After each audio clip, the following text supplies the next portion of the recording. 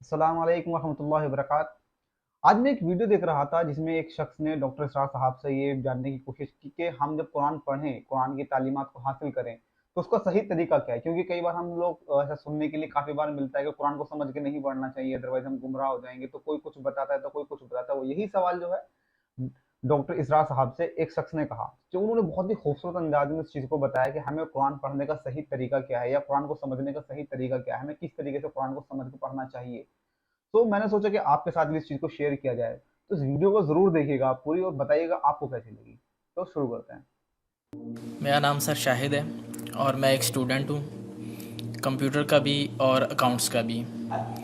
میں حال ہی میں یوں سمجھیے کہ قرآن پاک کی طرف رجوع کیا میں نے اور اس کو سمجھنے کی کوشش کر رہا ہوں، لیکن ایک عجیب سی بات یہ آ رہی ہے کہ اتنا زیادہ میٹر موجود ہے قرآن پاک کو سمجھنے کے لیے بھی کہ اس کے کوئی بنیادی اصول سمجھ میں نہیں آ رہے ہیں کہ انڈرسٹینڈنگ اس کو کیسے کرنی چاہیے، سٹیپ وائز کس طرح اس کو سمجھنا چاہیے، آیا کہ ناظرہ اس کو کرنا چاہیے، احادیث سے اس کو سمجھنا چاہیے یا کیسے۔ کیونکہ اگر ہم احادیث کو بھی اٹھا لیتے ہیں پڑھتے ہیں تو کچھ علماء کہتے ہیں جی کہ احادیث کے بارے میں بھی یہ ہے کہ کچھ ضعیف ہیں یا حسن ہیں، یا اس کا مطلب کسی خاص وقت کے لیے تھا۔ تو ایک عجیب سا مطلب کہ ذہن کے اندر ایک وہ تلاطم ہو جاتا ہے کہ آدمی کرے کیا کرے، کس طریقے سے اس کو مطلب کہ انڈرسٹینڈ کرنے کی کوشش کرے کہ وہ ایک سیدھی راہ کے اوپر آ جائے کہ اسے قرآن پاک کی بنیادی جو تعلیمات ہیں ان کے اوپر چل کے کم لیکن کامل علم کو حاصل کر صحیح سکے۔ طریقہ ہے اس کے قرآن بارے میں کیا مجید کی رہے طرف آپ کا رجوع ہوا ہے، توجہ ہوئی ہے، اس کو اللہ کا بہت بڑا فضل اپنے اوپر سمجھیے، اور جب اللہ کا فضل ہو تو پھر اس کا شکر بھی ادا کرنا چاہیے اللہ کے جناب میں۔ میں آپ سے ایک عجیب بات کہہ رہا ہوں، شاید آپ کو بہت وہ نئی سی لگے گی۔ قرآن کو ایسے پڑھیے جیسے بدو پڑھتے تھے۔ بدو نہ فلسفی تھے، نہ منطقی تھے، نہ سائنسدان تھے، نہ ابھی حدیثیں ان کے پاس تھی، نہ ابھی فقہ مرتب ہوئی تھی۔ وہ کیا تھا؟ عربی زبان یہ ان کی اپنی تھی۔ تو شرط اول جو ہے قرآن مجید کو سمجھنے کے لیے وہ عربی زبان کا صرف و نحو صحیح جاننا یہ لازم ہے۔ پھر قرآن کے متن ہی کو اصل سمجھیے۔ البتہ یہ ہے کہ اس کو آپ سمجھیں کہ یہ پہلا مرحلہ ہے قرآن پر غور کا، قرآن پر فکر کا، قرآن پر سوچ کا۔ اس کے بعد اگلے مراحل بھی آئیں گے۔ اسی قرآن سے پھر قوانین جو ہے واقف ہونے ہیں۔ اچھا، اس میں بعض سے واقعات ایسے ہیں کہ جو تو ایک تاریخی حیثیت رکھتے ہیں، اب ان میں اس واقعے کے ضمن میں تفصیل میں کہیں کوئی اختلاف ہو گیا تو کوئی حرج واقع نہیں ہوتا۔ ابھی میں مثال دیا کرتا ہوں کہ میں چند جملے ابھی آپ کے سامنے یہاں ادا کروں اور پھر 10 منٹ کے بعد پوچھا جائے آپ سے تو ہر شخص جو ہے اس کو کہے گا، وہ جواب جو میرا دے گا وہ مختلف ہوگا اس کا، اس میں اس کی اپنی بات بھی شامل ہو جائے گی، اور سوچ میری بات سنتے ہوئے بھی جو اس کا سبجیکٹو مائنڈ ہے وہ اس کے اندر اس وقت حاضر ہوگا، وہ اس سے اس کوئی نہ کوئی نتیجہ از خود اپنی اس سبجیکٹو مائنڈ کے حوالے سے حاصل کرے گا، وہ بیان کرے گا۔ تو ان چیزوں میں احادیث میں اگر کوئی اختلاف بھی ہو جائے تو اس میں پریشان ہونے کی ضرورت نہیں ہے۔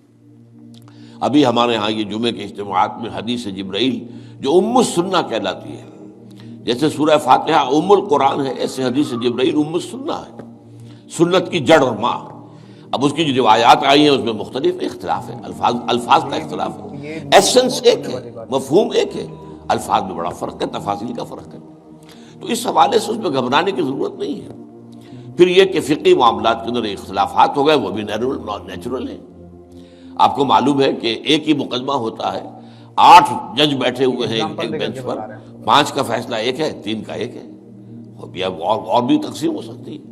قانون وہی ہے، اور یہ میں بات کر رہا ہوں سپریم کورٹ کی یا ہائی کورٹ کی، وہاں پہ تو ظاہر بات ہے وہ نئے بیانات نہیں لیے جاتے، وہ جو بھی فائل ہے وہ تو بہت پہلے سے تیار ہو چکی ہے، اس کے اوپر بحث ہوتی ہے، صرف اسی سے اخذ کیا جاتا ہے، مطلب ان کا وہی رہتا ہے، اس کے اندر تبدیلی نہیں ہو سکتی، اس موقع پر کوئی نئی گواہی نہیں آتی۔ تو اس اعتبار سے ان چیزوں پہ گھبرانے کی ضرورت نہیں ہے۔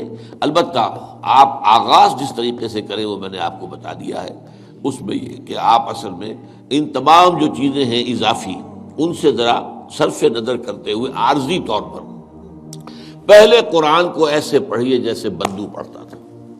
اور وہی بات تھی کہ بدو پھر جس طریقے سے موٹیویٹ ہوا ہے، بدو سے مراد میں صحابہ کو عام طور پر لفظ دے رہا ہوں، یہ ان کی اس کے لیے وہ نہ سمجھیے کوئی توہین کی بات ہے. مطلب یہ کہ میں اس معنی میں کہہ رہا ہوں کہ وہ لوگ فلسفی نہیں تھے، کوئی پڑھے لکھے لوگ نہیں تھے، بلکہ امت کا نام ہی ہے یہ جو ہے امیین، ان پڑھ لوگ، ان پڑھ ان لیٹرڈ ون. حضور کی شان بھی یہی ہے، امی ہے.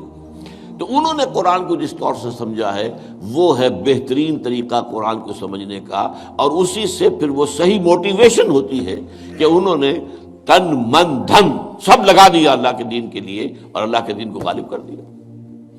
بحثوں میں پڑھ کر اور وہ جو باریکیوں میں پڑھ کر اور بال کی کھال اتار کر اور منطقی طور پر تجزیہ کر کے اور فلاں احادیث کے تقابل کے اس میں پڑھ کر علم کا تو اضافہ ہوگا، لیکن وہ انسپریشن اور موٹیویشن جو ہے وہ. تو دیکھا یہاں آپ نے کہ کس طریقے سے کتنے اچھے انداز میں اور بالکل صحیح طریقے سے جو بیسک چیز ہے کہ ہمیں کس طریقے سے قرآن کو پڑھنا چاہیے اور کس طریقے سے قرآن کو سمجھنا چاہیے، یہاں ڈاکٹر صاحب نے ہمیں بتا دی ہیں. تو کوشش کریں گے کہ جو بھی قرآن کو پڑھنے والے سمجھنے والے لوگ ہیں ہم مسلمان، اللہ تعالیٰ ہمیں اچھے سے قرآن کو پڑھنے کی توفیق دے، سمجھنے کی توفیق دے. تو ملتے ہیں ایسی اگلی ویڈیو کے ساتھ میں، جب تک کے لیے اپنا خیال رکھیے گا. السلام علیکم.